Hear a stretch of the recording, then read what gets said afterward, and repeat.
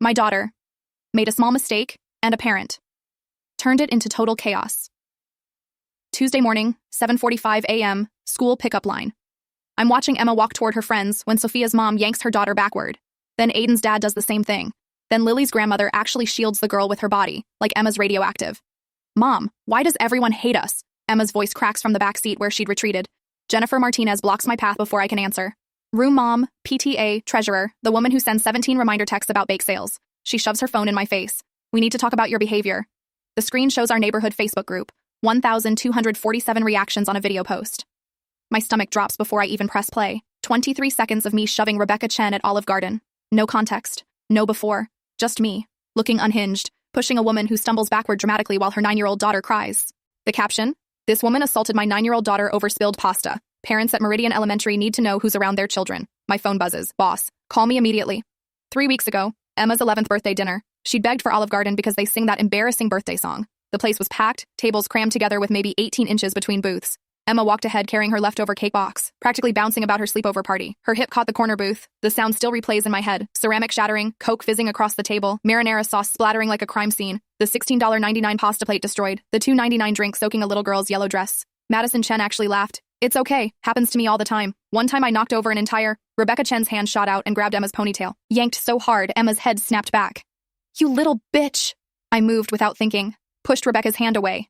She fell backward like she'd been shot, already filming on her phone. She just assaulted me. Call 911. This woman attacked me.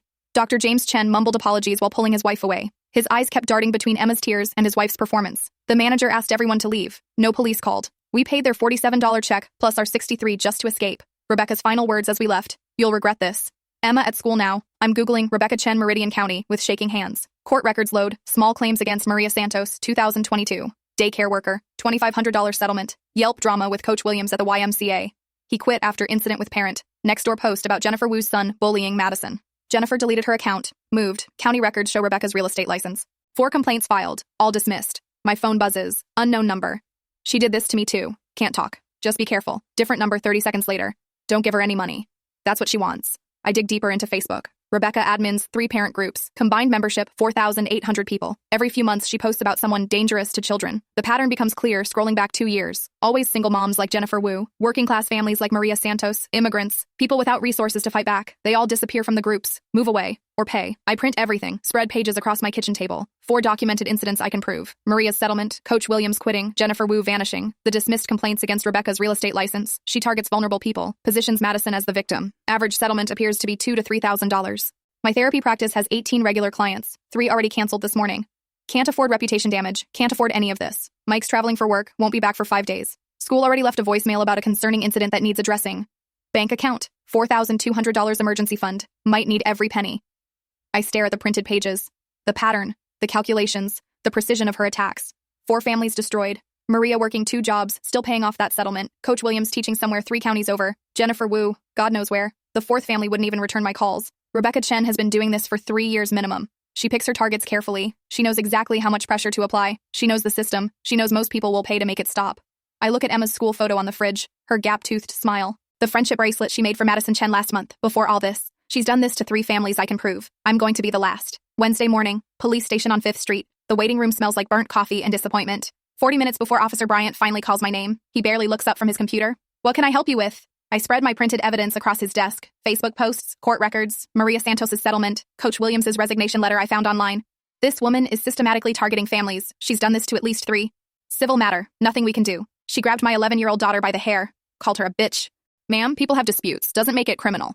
But there's a pattern. Look at these documents. She gets people to pay her thousands. He slides the papers back without reading them. Has she threatened physical violence? Explicitly? She posted a video calling me dangerous. 700 people have seen it at my daughter's school. That's her First Amendment right. She edited the video to make it look like I attacked her. Still civil. You'd need to prove defamation in court. He finally looks at me. Besides, Mrs. Chen already filed a report. Tuesday morning, said you assaulted her at Olive Garden. Her brother-in-law's an attorney, Marcus Chen and Associates. They sent over a very detailed statement. My stomach drops. She filed first? My advice? Get a lawyer. Stay away from her. These things usually work themselves out. $300 just for a consultation. That's what the first lawyer wants. The second one looks at my evidence for 5 minutes. Pay the settlement. Fighting this will cost you $10,000 minimum. She wants what? $3,000? That's basically free. The third lawyer won't even take the case. Too messy. Not enough upside. The fourth one, an older woman who's seen everything. actually tells me the truth. She knows exactly how to work the system. Never crosses into criminal, always documents first, picks people who can't afford to fight. I've seen this before. So what do I do? Honestly, pay her. Legal fees to fight would be $8,000 to $10,000 minimum. She's asking for $3,000 for emotional distress and therapy costs. The letter arrived this morning. That's below the small claims threshold. Intentional. She doesn't want real court where evidence matters. Pay it and move on. Thursday morning, I arrive at my office 20 minutes early, need to prep for my 9 o'clock client. My boss is waiting with Janet from HR. We need to talk. The Facebook post is printed on his desk. Now showing 2,400 shares. Someone tagged Psychology Today's page. 7 concerned clients called yesterday, 3 more this morning. It's a false accusation. I can show you. Janet cuts me off. We're not making judgments about the incident, but we need to protect the practice's reputation. Take 2 weeks unpaid leave while we investigate. Unpaid? I can't afford. It's that or we discuss termination. 2 weeks salary, gone, plus the 3 clients who already canceled. That's $3,600 vanished. Emma comes home crying again. The birthday sleepover she'd planned for weeks is destroyed. 8 girls were supposed to come. Now it's just Mia, whose mom is going through her own divorce and understands what targeted harassment looks like. Sophie's mom said they're uncomfortable with the situation. Emma sobs. What situation? What did I do? Nothing, baby. You did nothing wrong. Friday morning. 5:30 a.m. at the gym, trying to work off the stress before anyone else arrives. Rebecca Chen walks in at 5:45. Sets up on the treadmill directly next to mine despite 12 empty ones. She starts filming with her phone. I just want to feel safe working out, but some people make that impossible. I switch to the weight area. She follows, films herself doing stretches while I'm in the background. Excuse me, she says loudly. Could you please stop staring at me? It's making me very uncomfortable. I haven't looked at her once. The gym manager, Kevin, who I've known for 3 years, pulls me aside. Look, I know this is bullshit, but she's threatening to post that we're not a safe space for women. Can you just maybe come back in a few weeks until this blows over? Saturday. She's at Kroger when I'm buying groceries, at Starbucks when I get my morning coffee, always filming, always narrating. This is what victims deal with. Being followed, being intimidated. The Starbucks manager asks me to get my coffee to go. My phone buzzes. Mike checking in from his business trip. Just pay her. $3,000 to make this stop? That's nothing compared to what we're losing. I look at the settlement offer. $3,000. Exactly what she got from Maria Santos, from Jennifer Wu, from whoever came before them. The number isn't random. It's calculated. Just high enough to hurt. Just low enough that fighting costs more. She's perfected this. Friday night, 11 p.m. Anonymous email in my spam folder. Check Lincoln Park Playground. Sunday, 4 p.m. Come alone. Someone who understands. Sunday, I tell Mike I'm getting groceries. Lincoln Park Playground is deserted except for one woman on the far bench. Baseball cap pulled low. Jennifer Wu looks different from her old Facebook photos. Thinner, exhausted. Keeps checking over her shoulder every few seconds. Don't record this. Don't take notes. Just listen. She pulls out folded papers from her purse. Settlement agreement dated 14 months ago. $3,000. Includes an NDA with a $20,000 penalty clause. My son was 7. He accidentally broke Madison's unicorn toy at recess. Complete accident. Kids playing tag, he tripped, landed on her backpack. She's gripping the papers so tight they're crumpling. Rebecca said he pushed Madison down, said he'd been bullying her for weeks, posted my photo in 4 different parent groups, called me an unfit mother raising a violent son. How did she? I'm a single mom, work 2 jobs, dental hygienist days, Target nights. She knew exactly how much I had saved. $3,100, my entire emergency fund. She knew your exact savings. She's a real estate agent, knows how to run credit checks, find financial information. She demanded $3,000 for therapy and medical evaluation for Madison's trauma. Jennifer shows me her phone. Text from Rebecca after the settlement. Thanks for the therapy money. Madison feels so much safer now. I paid to make it stop, but the damage was done. My day job got 17 calls about me being a violent parent. Lost that job within a month. Had to move districts. Start over. There were others? Maria Santos before me. David Kim after. Both paid. Both had to leave. She picks people who can't fight back. Single parents. Immigrants. People without connections or resources. She stands to leave. You seem strong, like maybe you could actually stop her. But honestly, just pay. It's not worth what you'll lose. Jennifer, would you testify? I signed an NDA, $20,000 penalty. That's my son's college fund I don't have. She's already walking away. Don't contact me again. Monday after school. I'm loading Emma into the car when Dr. James Chen approaches. He looks exhausted, aged 10 years in 3 weeks. Please, just pay her. Your wife has done this to 4 families. You don't understand what she's capable of. Madison's in their Lexus, head down, reading. Not the laughing girl who said accidents happen. Smaller somehow. She's done this before, I ask directly. He can't meet my eyes. I can't. I'm sorry. Your daughter needs help. She's being used as a weapon. My daughter needs her mother. Even if her mother is sick, his voice cracks, especially then. You don't abandon family when they're struggling. Struggling? She's destroying people's lives. She's still her mother. Still my wife. He pulls out an envelope. Her final offer. Please, take it. Inside, $2,800, 72-hour deadline. She lowered it? She likes you. Usually doesn't negotiate. You pushed back. She respects that. This is insane. This is reality. I'm a pediatrician. Make good money. But the lawsuits, the lawyers, the settlements, we're drowning. Just pay it. End this. How do you live with yourself? Knowing what she does? I tell myself Madison needs stability. That Rebecca needs help, not abandonment. That maybe this time will be different. He's crying now. I'm weak. I know that. But I love my daughter. He walks back to the car. Madison looks up from her book, catches my eye, waves with one hand while the other clutches something under her sweater. Her dad doesn't notice. They drive away. My phone buzzes immediately. Mike, saw the bank statement. We're down to $1,200 after the lawyer consultations. Just pay it. Not worth our sanity.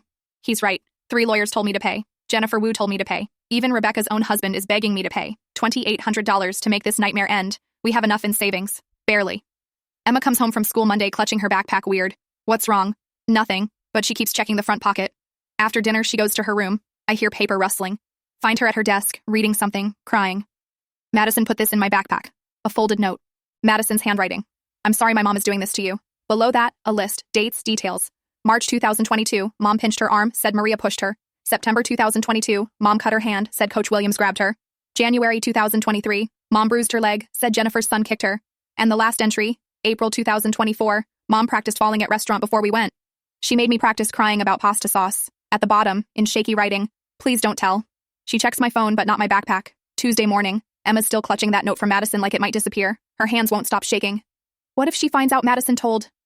My stomach turns. Madison watched her mother hurt herself, practiced crying on command. 9 years old. We have to help her. How? Emma's crying now. Her mom will know it was me. I call the school. Tell them Emma has a stomach bug. Keep her home. Can't risk Rebecca seeing them together, figuring out Madison passed the note. Forward the photo to Mike. He calls within seconds. This is evidence of fraud. It's a child's note, not proof. But it's something. I'm coming home.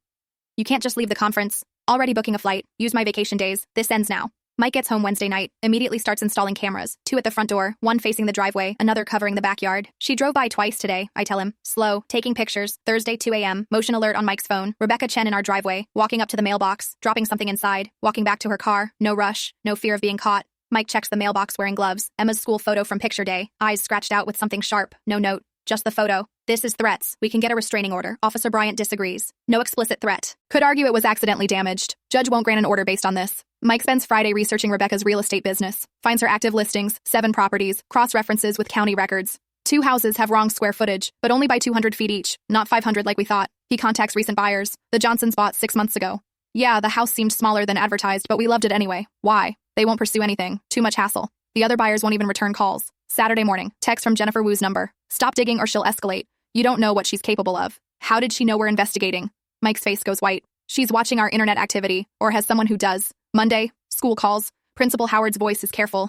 Mrs. Chen filed a formal complaint. Says Emma's been bullying Madison, making her cry at lunch, excluding her from activities. That's completely false. I'm sure.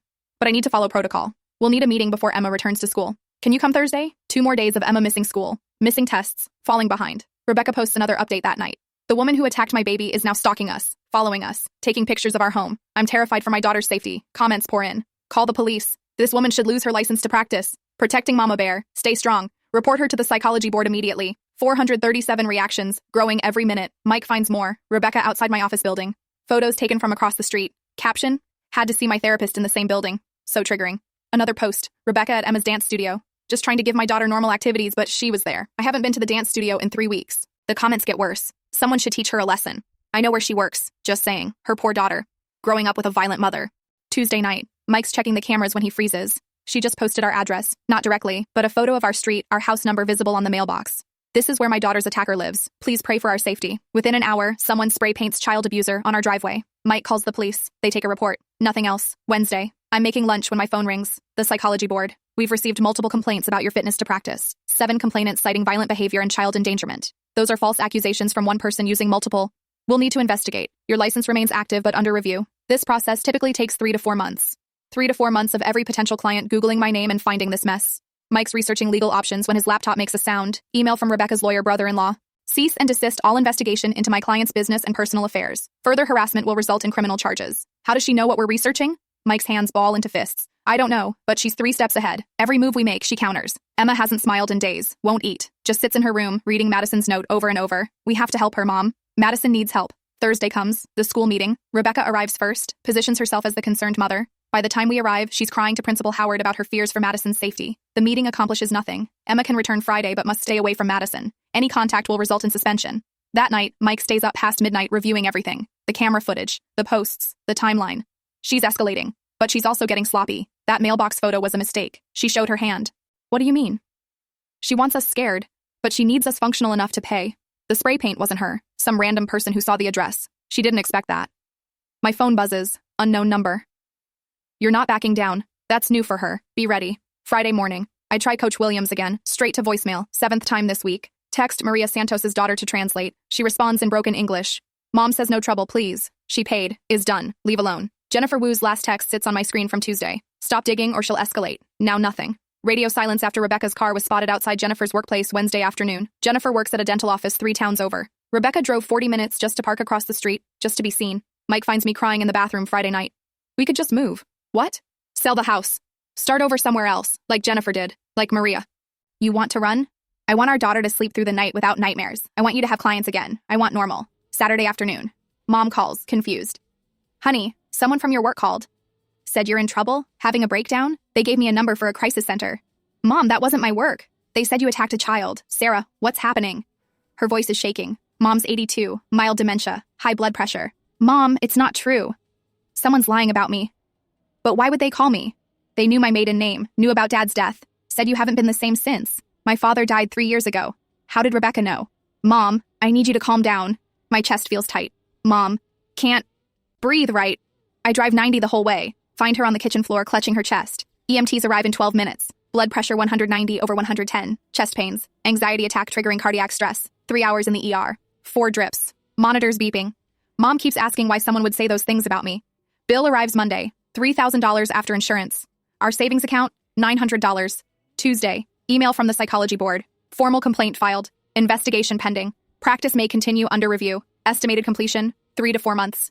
Every client will Google me. Find Rebecca's posts, the complaints. Even if cleared, the damage is permanent. Emma's report card arrives. Straight A student now has 2 C's and a D. Teacher's note. Emma seems distracted, anxious, missing assignments. She wakes up screaming Wednesday night. Madison needs help. We have to help her. But our allies are gone. Our money is gone. My reputation is crumbling. Mike holds me while I sob. We're down to $900. I don't know what else to do. Thursday. Recess. Madison approaches Emma by the swings. Emma backs away, remembering the no contact rule. Madison whispers quickly, I told Mrs. Patterson the truth. Then she runs back to her friends. 2 hours later, Mrs. Patterson calls. Madison disclosed some concerning information during our session today. I can't share details due to confidentiality, but documentation has been started. Is she safe? That's being assessed. Thank you for your patience. 3:15. School pickup. Rebecca's SUV screeches into the lot. She spots Madison getting into Dr. Chen's car. What did you tell them? Her voice carries across the entire pickup area. Parents stop talking. Some pull out phones. Madison? What did you say? Madison shrinks into the back seat. Rebecca yanks the door open. Answer me. What lies did you tell?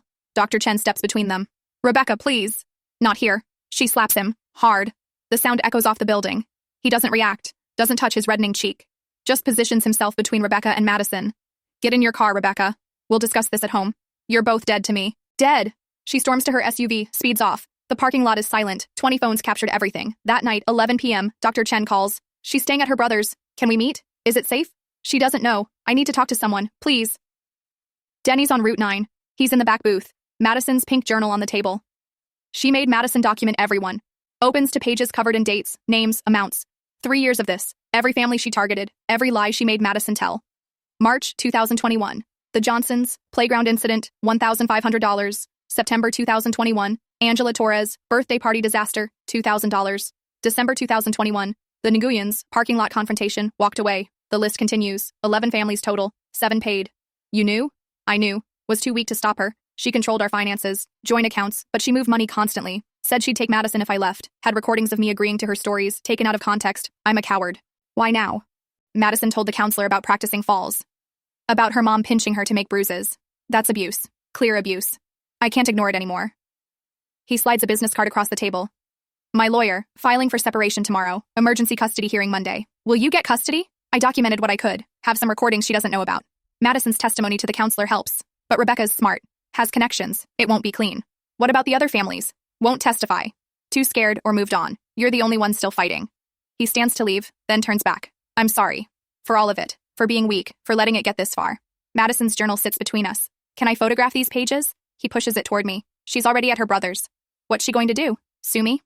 Friday afternoon. Child Services knocks on Rebecca's door. 2 caseworkers with clipboards and careful expressions. Madison tells them about practicing falls. About her mother pinching her arm to make bruises. About rehearsing tears for the restaurant. They take notes. Ask follow-up questions. Document everything. But it's not enough for immediate removal. No current physical danger. No fresh bruises. Just a pattern of emotional manipulation that's hard to prove.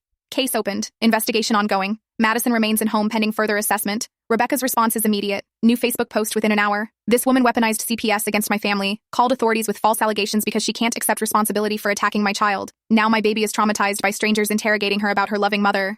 800 reactions, comments flooding in. Using CPS as revenge is disgusting. She brainwashed that poor little girl. Some people shouldn't be allowed near children. Saturday morning, process server at my door. Rebecca's hired Steinberg and Associates. Not her brother-in-law anymore. Real sharks. Defamation lawsuit. $25,000 in damages for malicious false statements and intentional infliction of emotional distress. Anonymous tip reaches the real estate board about Rebecca's listings. They open an investigation. Timeline, 6 to 8 months. Rebecca keeps selling houses while they investigate. Sunday. My phone won't stop buzzing. 47 Facebook messages from strangers. You're evil. Karma's coming for you. Child abusers always get what they deserve. I know where you live. Monday morning. Dog feces smeared on our front porch. Mike installing more cameras while calling in sick to work. His boss is losing patience. I can't keep covering for you. My family's being stalked. Then call the police. We have. They don't care. Emma can't return to school. Too many parents complaining. Principal suggests online learning temporarily. She sits at the kitchen table, laptop open, tears streaming while her class continues without her. Tuesday. Mike sleeps on the couch, baseball bat next to him. I check locks obsessively. Emma won't leave her room. We're prisoners in our own home. 3 weeks of this hell. Lost clients, lost savings, lost friends, lost sleep. Then Rebecca makes one mistake. Wednesday morning, 10 a.m. Doorbell rings. Mike checks the camera. Rebecca standing on our porch, adjusting her hair. She doesn't know we installed a second doorbell camera, higher resolution, wider angle than the obvious one. The footage captures everything. First take. Rebecca practices stumbling backward. Not dramatic enough. Second take. Better stumble. Adds a small cry. Still not satisfied. Third take. Perfects the fall. Adds tears. Checks angle on her phone. Then she rings the doorbell. Please, I just want peace. Stop hurting my family. Her voice breaks perfectly. Mike opens the door. Get off our property. She falls backward dramatically, screaming. She's attacking me. Help. Someone help. Lands on our lawn, writhing like she's in agony. Her phone propped against our mailbox, recording everything from the perfect angle. Shows Mike in the doorway, her on the ground. Doesn't show her rehearsal. She posts the edited version within an hour. Tried to make peace. Attacked at her doorstep. When will this violence end? Mike's already downloading our full footage. 3 rehearsal takes, then the performance. Posts it in her comments section. Here's what really happened. 3 practice runs before the show. 400 people see it before Rebecca deletes the comment, but screenshots are already spreading. Her supporters starting to question. Wait, she rehearsed falling? That's weird. Why would she practice if she was really attacked? Private message from Angela Torres, one of the names in Madison's journal. She did the same thing to me. Practiced falling in my driveway. I have a Ring camera video from 2021. Another message. The Nguyens. We walked away when we realized she was staging everything. Moved to another district, but we kept the security footage. 7 rehearsal takes before she fainted at our son's birthday party. The crack in Rebecca's armor. 3 weeks into hell, she finally showed her hand. People comparing notes, seeing patterns, realizing they're not alone. Dr. Chen texts that night. Emergency custody hearing moved up. Judge saw the doorbell footage. Rebecca's losing it. Thursday. Rebecca's brother-in-law withdraws as her attorney. Conflict of interest. Really means he's done defending the indefensible. Her real estate listings disappearing from websites. Board fast-tracking their investigation after seeing the footage. But we're still bleeding money. Still have a $25,000 lawsuit hanging over us. Emma still can't return to school. My license still under review. Rebecca might be cracking, but we're already broken. Mike looks at me Thursday night. That footage, it's something. But is it enough? I think about Madison's note, Jennifer Wu's story, Maria Santos's silence, all the families who paid to make it stop. It has to be, because we have nothing left to lose. Real estate board sends their findings 2 weeks later, listing discrepancies on 2 properties, total overstatement, $30,000, not the hundreds of thousands we'd hoped to prove. Suspension pending formal hearing scheduled in 4 months. Rebecca keeps selling houses until then. Dr. Chen's divorce filing hits the county records, public information, irreconcilable differences, pattern of deception, request for emergency custody. Rebecca's brother-in-law withdraws as her attorney Tuesday morning, files the paperwork himself. Conflict of interest. Translation. Marcus Chen is done defending his sister-in-law's lies. Thursday. Family court. Rebecca shows up alone. No lawyer. Stack of printed Facebook posts as evidence. Your Honor, there's a conspiracy against me. This woman, pointing at me in the gallery, turned my husband against me, brainwashed my daughter, weaponized the system. Judge Harrison barely looks up. Ma'am, do you have legal representation? They're all corrupt, working together. I'll take that as a no. Dr. Chen's lawyer presents the doorbell footage. Madison's statement to the counselor. 3 years of documented incidents. My client requests temporary full custody pending psychological evaluation of Mrs. Chen. Rebecca explodes. You can't take my daughter. She needs me. I'm her mother. Temporary custody granted to Dr. Chen. Mrs. Chen will have supervised visitation Saturdays 2 hours at the Courthouse Family Center. Rebecca's scream echoes through the courtroom. In the parking lot, she films herself sobbing. They took my baby. This corrupt system took my baby because I stood up to an abuser. Posts it immediately. But something's different. Only 40 reactions. 12 comments, her army of supporters dwindling. This seems excessive. Why does she always have her phone out? Maybe take a break from social media? 3 months later, Psychology Board completes their investigation. Complaints against your license lack merit. No evidence of professional misconduct. 3 months for what should have taken 3 days. 3 clients never came back. Trust broken, reputation stained, practice operating at 60% capacity, but surviving. 6 months after the restaurant incident, settlement conference for Rebecca's defamation lawsuit. Her new lawyer, some strip mall attorney charging hourly, presents their case. Judge reviews everything, the footage, the posts, the pattern. Case dismissed with prejudice, cannot be refiled. Your Honor, we request legal fees. Mrs. Chen should pay the defendant's legal fees, $11,000. Rebecca stands up. I don't have it. Assets? I'm filing bankruptcy. Lost my real estate license. Working at a call center for $14 an hour. Can't get blood from a stone. Real estate board finally rules. License suspended for 1 year. $15,000 fine. Payable in monthly installments of $200. Rebecca still posts on Facebook, but the audience is gone. Day 127 of being separated from my child. 12 reactions. 3 comments. All from distant relatives. Dr. Chen texts occasionally with updates. Madison's in therapy twice a week. Making progress. She asked about Emma today. Wanted to apologize. Therapist says she's learning to distinguish truth from manipulation. But Madison struggles. 9 years of being her mother's weapon left scars. Afraid to make friends. Might hurt them. Might be like her mother. Emma returns to regular school after winter break. Kids remember. Whispers follow her. That's the girl whose mom went crazy. My mom says to stay away from her family. Some kids are kind. Most are curious. A few are cruel. She eats lunch with 2 other outcasts now. The kid whose dad went to prison. The girl whose mom had the public breakdown at graduation. The damaged children finding each other. We don't talk about winning anymore. Rebecca lost her license, her marriage, her child. But we lost too. $11,000 in legal fees will never recover. $3,000 in ER bills. Lost clients, lost innocence. Lost faith in systems meant to protect us. Mike and I barely touch anymore. Too exhausted. Too broken. Therapy helps but costs money we don't have. Sunday afternoon, grocery store. Rebecca's in the cereal aisle. We lock eyes. She looks smaller, older. Dark circles under her eyes. She opens her mouth, closes it, turns away. No cameras, no performance. Just 2 mothers destroyed by one sickness. I grab my milk, leave my full cart, drive home. Emma's doing homework. Mom, are you okay? Yeah, baby. Just tired. She knows I'm lying. We all lie a little now. Small lies to protect each other from bigger truths. That sometimes standing up to bullies costs everything. That justice looks exactly like losing. That survival isn't victory. It's just survival. Rebecca did this to 3 families before us. We made sure we were the last. But the price of being the last was becoming another casualty. 4 families destroyed. Different ways, different degrees. All of us walking wounded. All of us still paying.